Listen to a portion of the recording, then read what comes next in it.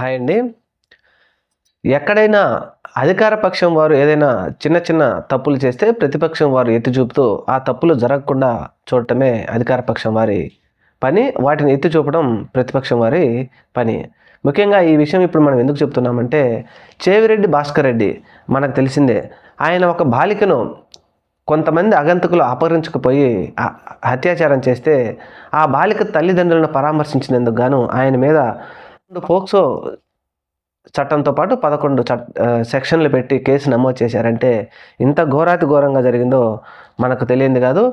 పోలీసులు ముఖ్యంగా ఆ బాలిక తండ్రిని బలవంత పెట్టి కేసులు పెట్టించారని చెప్పేసి చేవిరెడ్డి భాస్కర్ రెడ్డి గారు ఆరోపణ వ్యక్తం చేస్తూ ఉన్నారు. అయితే చంద్రగారి నియోజకవర్గం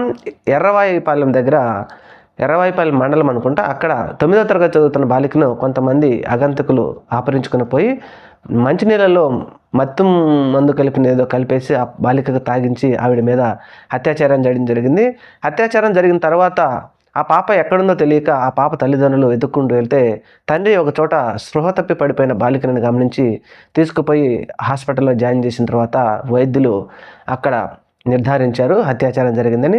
ఈ విషయం జరిగినప్పుడు కూడా కొంతమంది ప్రతిపక్షం వారు అక్కడికి వెళ్ళినప్పటికీ అధికార పక్షం ఎమ్మెల్యే వెళ్ళేసి వారికి ఏదో సర్ది చెప్పారని అప్పుడు పెద్ద ఎత్తున దుమారం రేపింది. అయితే ఇది జరిగిన వెంబడే ఈ బాలిక తండ్రి చేవిరెడ్డి భాస్కర్ రెడ్డికి ఫోన్ చేసి ఇలా జరిగిందని చెప్పడంతో ఒక మాజీ ఎమ్మెల్యేగా బాధ్యతాయుతంగా ఆయన 70 కిలోమీటర్ల దూరం నుంచి వెళ్ళి ఆ తల్లిదండ్రులను పరామర్శించి మీకు అండగా ఉంటామని చెప్పేసి ధైర్యం చెప్పి రావడంతో దాని మీద ఇప్పుడు కేసు పెట్టి 14 సెక్షన్లు నమోదు చేసి చేవిరెడ్డి భాస్కర్ రెడ్డి మీద అఘాయిత్యాలు జరిగి ఆ పిల్లలను భరోసా కల్పిస్తామో ధైర్యం చెప్తామంటేనే ప్రతిపక్షం వాళ్ళు వెళ్ళి మాట్లాడితేనే కేసులు పెడుతున్నారంటే రాష్ట్రంలో నిజంగా ఇంతకంటే దారుణమైన పరిస్థితి ఉంటుందని చెప్పేసి చేవిరెడ్డి భాస్కర్ రెడ్డి గారు కూడా మాట్లాడుతూ, కష్టాలు నాకు కొత్త ఏం కాదు, స్టేషన్లు నాకు కొత్త ఏం కాదు, మీరు స్టేషన్లు పెట్టినంత మాత్రాన లేకపోతే కేసులు పెట్టినంత మాత్రాన మమ్మల్ని భయపెట్టినంత మాత్రాన జగన్మోహన్ రెడ్డి గారికో వైఎస్ఆర్సీపీ పార్టీకో మమ్మల్ని దూరం చేయలేరు.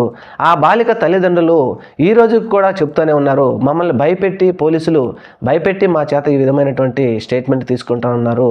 ఆ రోజు కూడా ఆ బాలిక తండ్రి నాకు చెప్పినవన్నీ వీడియోలతో సహా నా దగ్గర ఉన్నాయి, ఈ విధంగా జరిగిందని చెప్పి ఆయన ఫోన్ చేశాడు. వెళ్తే నేను ఒక బాధ్యతాయుతమైన పౌరుడిగా వెళ్ళి ప్రజాప్రతినిధిగా నేను వెళ్ళి వాళ్ళని పరామర్శిస్తే ఈరోజు నా మీద 11 సెక్షన్లతో కేసు పెట్టి ఎంతవరకు చేయడం అనేది ప్రభుత్వానికి సమంజసమైన అంటూ ఆయన కూడా మాట్లాడటం జరిగింది.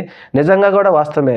ఎక్కడైనా ఒక తప్పు జరిగినప్పుడు ప్రతిపక్షంలో ఉన్నవారు ఖచ్చితంగా వెళ్ళి వాళ్ళని పరామర్శించి వారికి న్యాయం చేయండి, ఖచ్చితంగా ప్రభుత్వం వీరిని ఆదుకోవాలని చెప్పేసి అడగడం అనేది సర్వసాధారణం. ముఖ్యంగా హత్యలు అత్యాచారాలు రాష్ట్రంలో ఈ విధంగా జరుగుతూ ఉంటే వారిని పట్టుకొని వారి మీద చట్టరీత్యా వారికి శిక్షలు లేకపోతే చట్టం ముందు దోషులుగా నిలబెట్టడమో ప్రభుత్వం వదిలేసి దానికి బాధితులైనటువంటి వారిని పరామర్శించడానికి వెళ్ళినటువంటి ప్రతిపక్షం పార్టీ వారి మీద కేసులు పెట్టి వారిని ఈ విధంగా హింసించడం ఎంతవరకు కరెక్ట్ అని చెప్పేసి మేధావులు విశ్లేషకులు అడుగుతూ ఉన్నారు. చూడాలి మరి రాబోయే రోజుల్లో ఏం జరుగుతుంది.